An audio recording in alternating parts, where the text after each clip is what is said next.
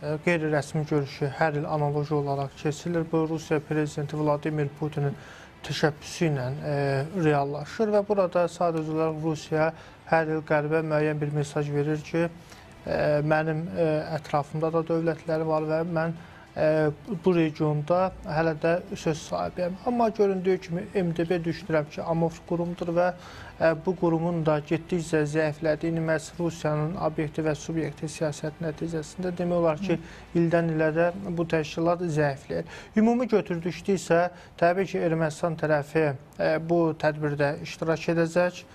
Ermənistan tərəfi seçkilərə kimi iki stulda oturmağa məcburdur. Xüsusilə çalışır ki, Rusiya ilə konfrontrasiyanı dərinləşdirməsin. Kollektiv Təhlükəsizlik Müqaviləsi Təşkilatında bilirsiniz ki, onun samitlərində iştirak etmir, həmçinin təlimlərində iştirak etmir.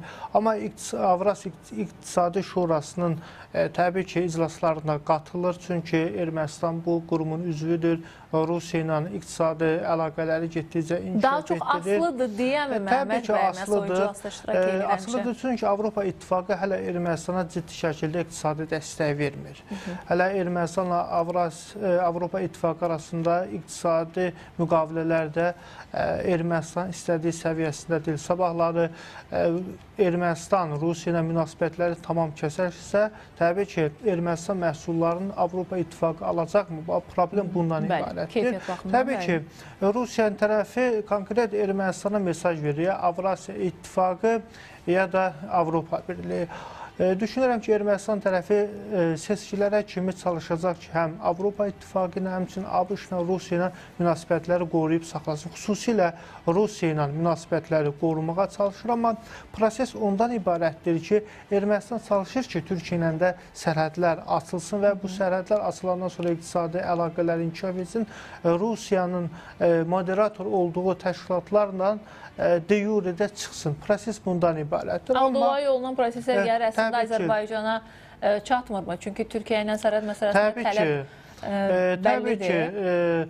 Təbii burada Azərbaycanla da münasibətlər Ermənistan üçün xüsusi önəm kəsb edir.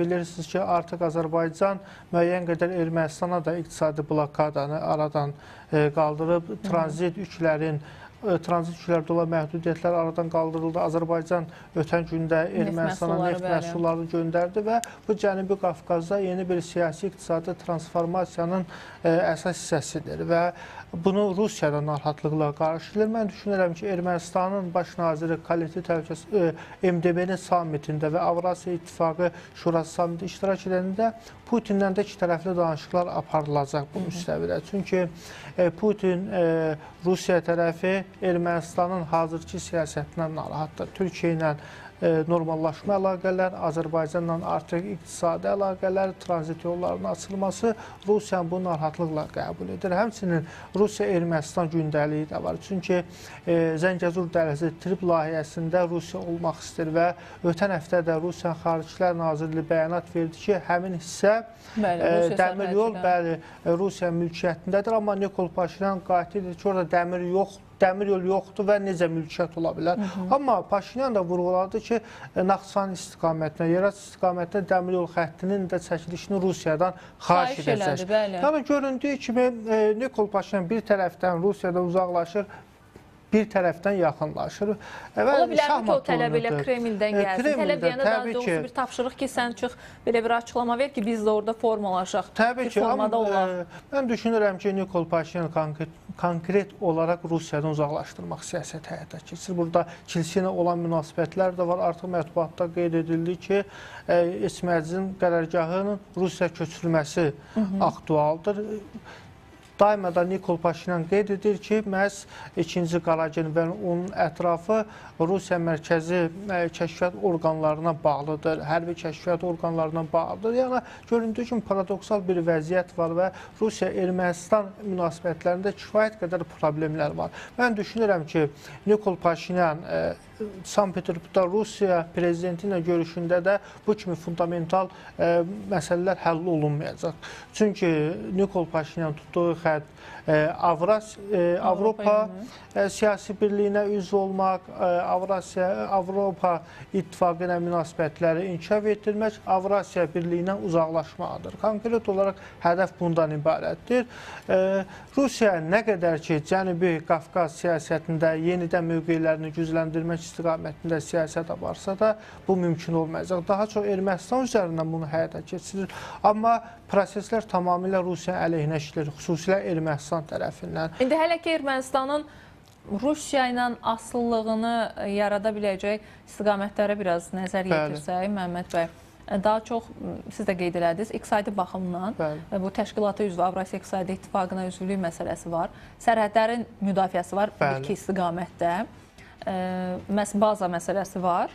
Yəni bunlardan da kilsəni görür ki, zəiflətməyə başlayır. Bu dolayı yolla əslində açıq bir formada deyil Rusiya tərəfdən idarə olunmağı məsələsi. Müxalifət yönümlü qüvvələri də sıradan çıxarmağa çalışır. İndi iqtisadiyyat məsələsini də həm Azərbaycanla, həm Türkiyə ilə, biraz da Avropanın maliyyə dəstəyi ilə həll eləməyə çalışır. Burada çox sualım olacaq. Bir, Avropa, dediniz, maliyyə dəstəyini qarantiyasını vermir. Heç vermək kimi bir marağı da varmı ki, ilkin sualım bu olacaq. Digər bir sualım, Azərbaycanla, baxın, müəyyən bir taxıl məhsullarının çatdırılması məqamı var. Azərbaycan neft məhsullarının ötürülməsi də var ki, Ermənistan hazırda neft məhsulları və neftdən hansı ölkələrdən asılıdır, bunları sıradan çıxara bilərmi? Türkiyə indi gözləyir 2026-cı ili. O da yekunlaşsa, Azərbaycanla razılaşandan sonra Türkiyə ilə sərhədin açılması da ümumiyyətlə Ermənistan üçün belə daha möhtəşəm bir amil olacaq deyə düşünürük. Bütün bunlarla Avrasiya İqtisadi İttifaqından çıxma ehtimalı olacaqmı? İlk növbədə mən düşünürəm ki, Ermənistan tərəfi ilk növbədə Kollektiv Təhlükəsizlik Müqaviləsi Təşkilatını de yure tərk edəcək. De facto onsuz prosesi dayandırır. İkincisi, Avropa Birliyi Ermənistandan tələb edir ki, Rusiyanın iqtisadi münasibətləri aşağı səviyyəyə sal və Avrasiya İttifaqından çıx, Gömrük İttifaqından çıx. Ona görə də Avropa İttifaqı konkret olaraq Ermənistan istədiyi məbləği vermir.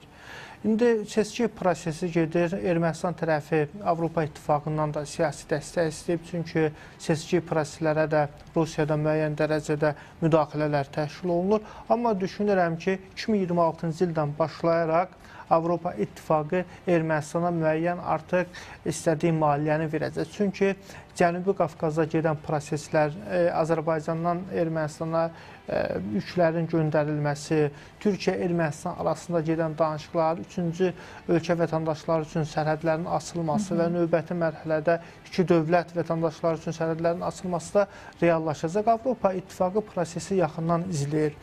Mən düşünürəm ki, Avropa İttifaqı Türkiyə-Ermənistan sərhədləri açılandan sonra da Ermənistan məhsullarına da qadağanı götürə bilər. Və standartlara uyğun gələcəkmi? Nəzərə alsaq bu məsələ də var. Burada əsasən Ermənistanın ixrac etdiyi meyvə, tərəvəz, kənd təsərrüfat məhsullarıdır. Düşünürəm ki, Avropa İttifaqı bu xüsusda da Ermənistana müəyyən dəstək verər.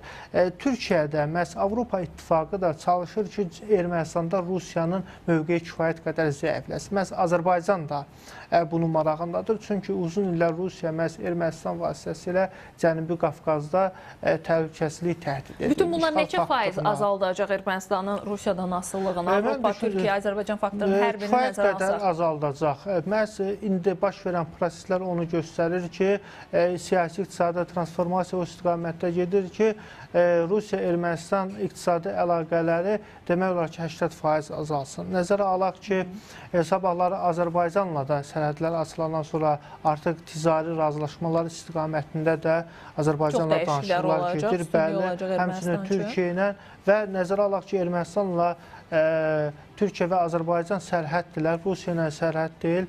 Və düşünürəm ki, məhz Ermənistanın baş naziri də iki dövlət arasında münasibətlər tamamilə qurduqdan sonra demək olar ki, iqtisadi cəhətdən, həm enerji cəhətdən Rusiyadan asılıq aradan götürəcək. İkincisi isə Rusiyanın Ermənistanda hərbi bazasının çıxarılması, 102-ci baza. Buna cəsarət edə biləcək mi? Mən düşünürəm ki, bu istiqamətdə Türkiyə və Avropa İttifaqı bu müstəvidə Ermənistan dəstək verəcək. Gümrüdəki 102-ci baza əsasən NATO-nun, həmçinin Türkiyəyə gələn təhlükə üçün oradadır və Ermənistan tərəfi deyəcək ki, artıq müharibə şəraiti yoxdur. Azərbaycanla Türkiyə ilə münasibətlər normallaşıb və 102-ci bazaya ehtiyac yoxdur. Ermənistan artıq təhlükəsizlik. Mən düşünürəm ki, Rusiya hansı müqavilə əməl edib ki, və növbəti mərhələdə Rusiyada kimdənsə də tələb etsin. Mən düşünürəm ki, Ermənistan tərəfi ona gələcək. Həmçinin Zəngəzurdan Rusiya sərhədçilərinin çıxarılması. Əsas problem bundan ibarətdir. Düşünürsünüz mütləq ki, oradan çıxar?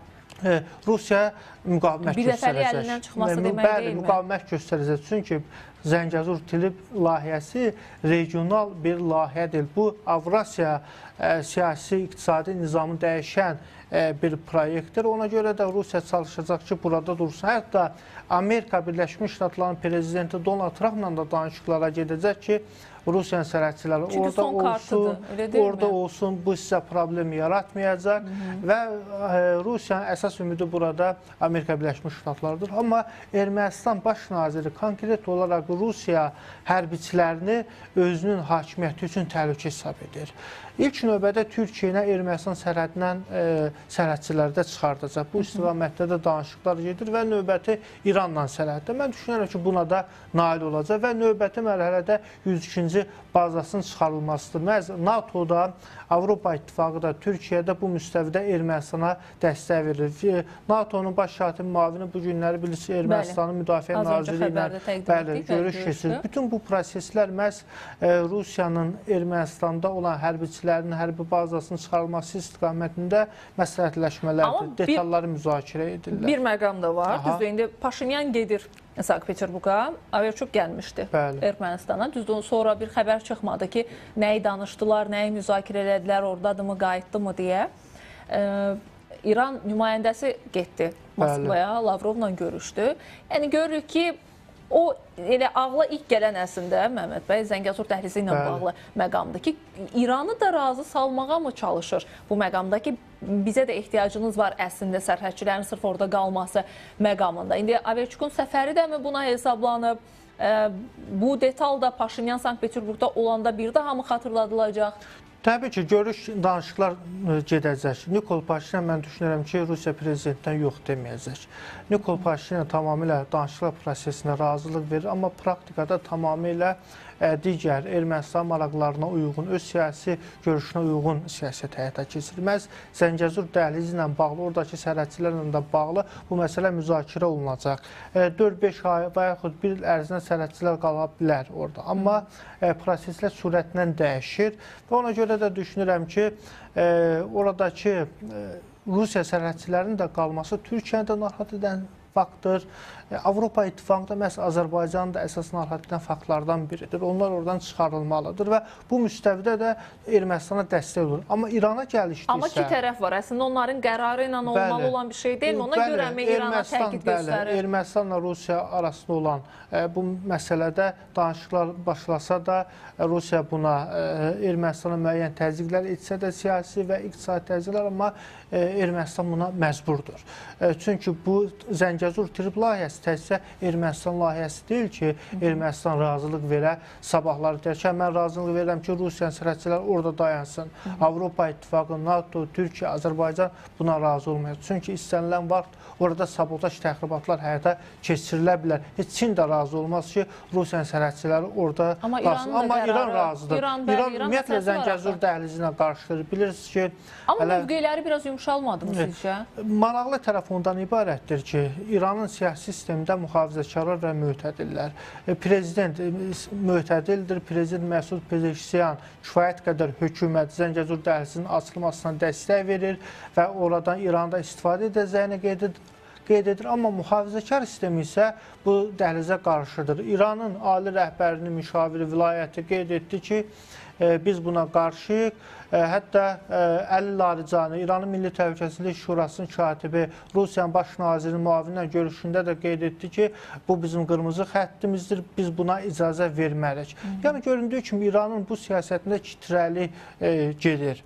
İkincisi isə İranın Xaricilər Naziri bu yaxınlarda Azərbaycanda oldu. İki tərəfli əlaqələrin inkişafı istiqamətində razılaşma var, danışıqlar getdi və mühafizəkarlar burada hökumətə, İran hökumətinə təzyiq edirlər. Amma düşünürəm ki, bu məsələdə hökumət haqlı çıxacaq, hökumətin qərarları daha da üst səviyyədə olacaq. Çünki regionda gedən prosesləri İran hökuməti düzgün qiymətləndirir. Amma İran Ali Dini Rəhbərinin ofisi, mühafizəkar qanadı isə buna qarşı çıxır. Bu da təbii ki, Azərbaycan və Türkiyə faktorunadır. Çünki İran istəmir ki, Türkiyə Cənubi Qafqaz və Mərkəzi Asiyada güclənsin, Azərbaycan Naxçıvana açılsın. Həmçinin Zəngəzur yolu, Zəngəzur dəhlizi və Trip marşrutu İranı qərblə şərqə birləşdirən əsas nəqliyyat marşrutundan da kənarda saxlayır. Yəni nəqliyyat dəhlizlərinə İran özü istəyir ki, nəzarət etsin. Amma biz də İrana alternativ vermişik. Araz vadisi dəhlizi. İran da bundan istifadə edə bilər. Biz İranın burada iştirakına qarşı çıxmırıq ki, görünür yenə Rusiya suyu biraz bulandırmağa çalışır. Görünür Rusiya yenidən İrana hər hansı bir hərbi texnikaların verilməsi ilə bağlı şirin vədlər verib ki, İran tərəfi Zəngəzur dəhlizi ilə bağlı bu kimi açıqlamalar verir. Paşinyan da əslində bir növ öz hakimiyyəti üçünmü hələ ki sakitmi davranır, bir növ bir dəqiqəlik vaxtımız var, 30 saniyəmiz hətta. Amma İranın Ermənistanın səfiri qeyd etdi ki, biz region ölkələrinin hansı mövqeyinə asılı olmayaraq Zəngəzur dəhlizinin açılmasına gedəcək. Rəsmi Yerevanın da mövqeyi bundan ibarətdir. Təşəkkür edirəm. Mən təşəkkür edirəm. Minnətdaram.